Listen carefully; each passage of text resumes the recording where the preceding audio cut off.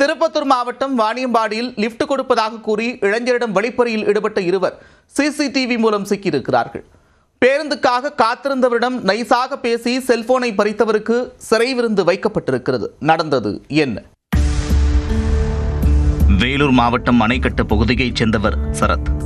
இவர் ஊரூராக சென்று திருவிழாக்களில் பொழுதுபோக்கு ராட்டினம் அமைக்கும் தொழிலில் ஈடுபட்டு வருகிறார்.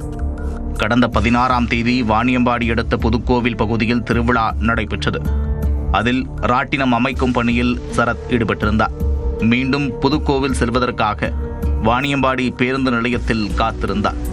அப்போது இளைஞர்கள் இருவர் இருசக்கர வாகனத்தில் வந்தனர்.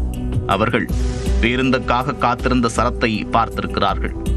உடனே இருசக்கர வாகனத்தில் வந்த இளைஞர்கள் வாண்டடாக அழைத்து சரத்துக்கு லிப்ட் கொடுத்துள்ளனர்.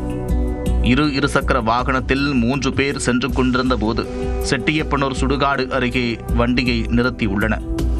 ஆள் நடமாட்டம் இல்லாத இடத்தில் சரத்தை மிரட்டி அவரிடமிருந்து செல்போன் மற்றும் கைகடிகாரத்தை இளைஞர்கள் பறித்துள்ளனர்.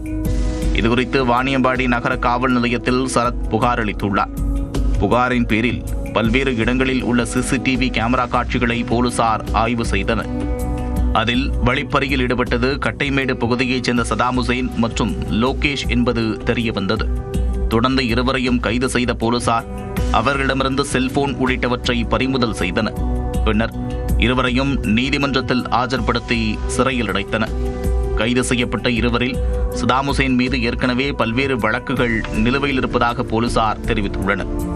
பேருந்துக்காக காத்திருந்தவருக்கு லிப்ட் கொடுப்பதாக கூறி இருசக்கர வாகனத்தில் வந்த இளைஞர்கள் வழிப்பறியில் ஈடுபட்ட சம்பவம் வாணியம்பாடி பகுதியில் பரபரப்பை ஏற்படுத்தியது.